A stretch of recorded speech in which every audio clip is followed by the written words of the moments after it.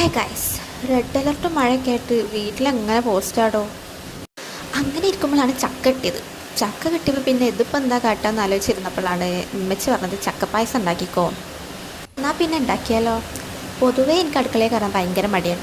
എന്താണെന്നറിയോ, നമ്മൾ അടുക്കളയിൽ കയറണം എന്ന് വിചാരിച്ചിട്ടുണ്ടെന്നുണ്ടെങ്കിൽ ഉണ്ടാക്കാനുള്ള സാധനങ്ങളൊന്നും ഉണ്ടാവില്ല. സാധനങ്ങളൊക്കെ ഇരിക്കുമ്പോഴാണെങ്കിലോ എനിക്ക് അടുക്കളയിൽ കയറാൻ തോന്നില്ല. അതെന്തോ ഒരു തരം അസുഖമാണെന്ന് തോന്നുന്നുണ്ട്. നിങ്ങൾക്ക് ആർക്കെങ്കിലും ഉണ്ട് അങ്ങനത്തെ ഒരു അസുഖം? എന്നാൽ നമുക്ക് പായസം ഉണ്ടാക്കിയാലോ. അതിന് നല്ല പാകമായ ചക്കയുണ്ടാണ് ഞാൻ എടുത്തിട്ടുണ്ടായിരുന്നത്. ഞങ്ങൾ നാലാൾക്ക് കഴിക്കാനുള്ള ക്വാണ്ടിറ്റിയുള്ള ചക്കയെ ഞാൻ എടുത്തിട്ടുണ്ടായിരുന്നുള്ളൂ. അത് നമ്മൾ ചെറുതാക്കി കുനുകുനാന്നരിയാം.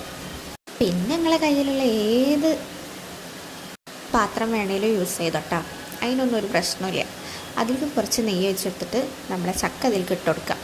അതൊന്ന് വെന്ത് വരുന്നതിൻ്റെ മുന്നേ നമുക്ക് 2 ഇൻഗ്രീഡിയൻസ് ഉണ്ടാക്കാനുണ്ട്. വേറൊന്നുമല്ല, ചക്കരയും പിന്നെ തേങ്ങയും. എടുത്തുക്കണ ചക്കൻ്റെ ക്വാണ്ടിറ്റിൻ്റെ അനുസരിച്ചിട്ട് ഇതൊക്കെ എടുത്താൽ മതി. കൂടുതലായാലും കുറവായാലും ഒന്നും ഒരു പ്രശ്നമല്ല. അപ്പോൾ നമ്മൾ വെന്ത് തരുന്ന ചക്കയിലേക്ക് ഒരു 1/2 കപ്പ് പാലാണ് ഞാൻ വെച്ചെടുത്തുള്ളത്. പാല് വേണമെന്ന് നിർബന്ധമൊന്നുമില്ല, വെള്ളം ഒഴിച്ചാലും മതി.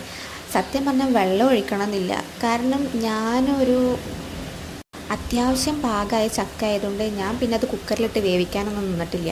ഇതൊന്നുകൂടെ വേവിച്ചിട്ടാണ് ഉണ്ടാക്കുന്നതെന്നുണ്ടെന്നുണ്ടെങ്കിൽ ഭയങ്കരമായിട്ട് ക്രീമി പോലെ ഉണ്ടാവും. അപ്പോൾ പിന്നെ നമുക്ക് പാലിൻ്റെ ഒന്നും ഒരാവശ്യമില്ല.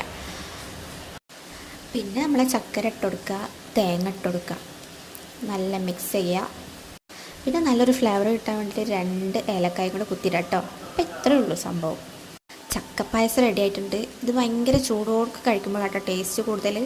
അപ്പം ഇത്രയേ ഉള്ളൂ. ബൈ.